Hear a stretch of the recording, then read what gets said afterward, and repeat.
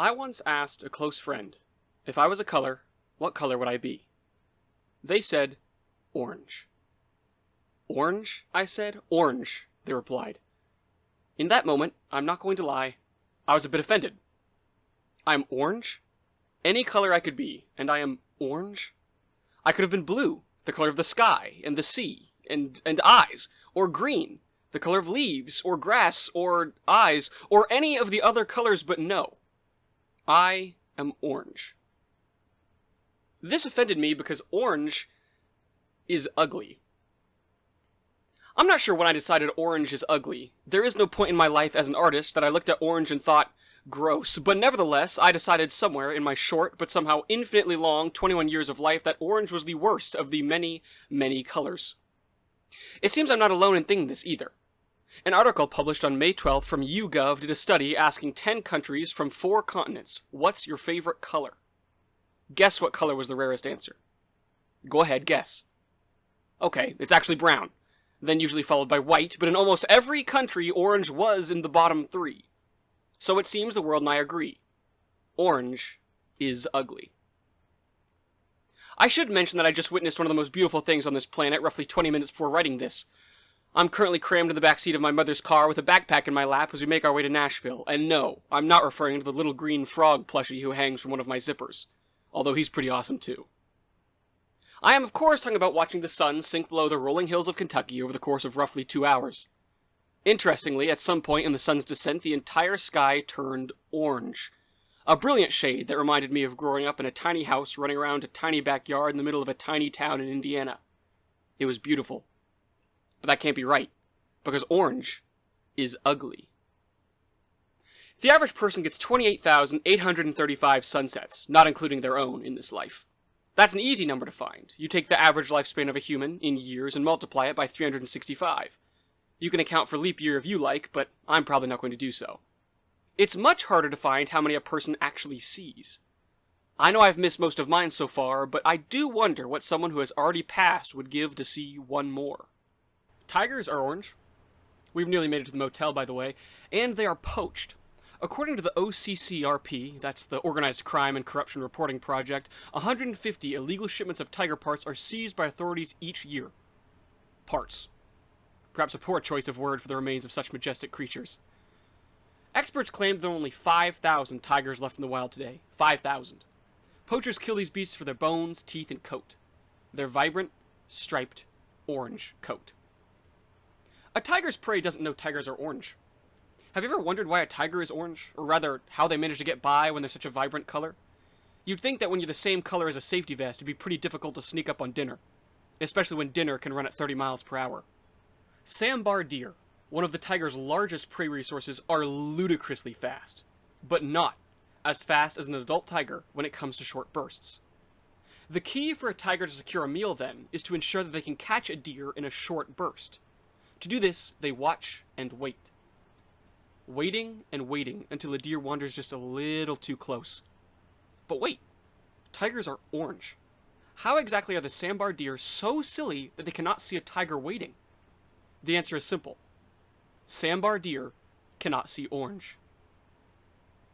Dichromat is a term used to describe a species or animal that has 2 types of cone cell in their eye. These cone cells are what allow a creature to distinguish color.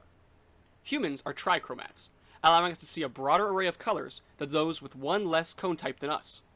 Unfortunately for sambar deer, one of those many colors that gets lost with that one tiny cell type is orange. That's actually why people say dogs are colorblind too, you know. The sambar deer think orange is green until it's too late. Is the market for a tiger's coat so large because they are rare? Could it be because they're forbidden, some sort of dark temptation? It can't be for the coat itself. We've already established what color tigers are, and we know how we feel about that color.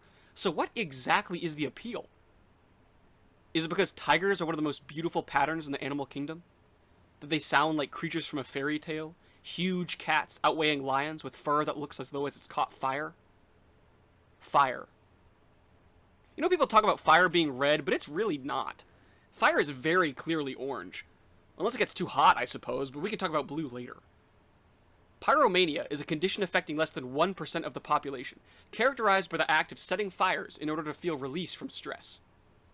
Most people suffering from this condition say it's the act of setting the fire itself that calms their impulse.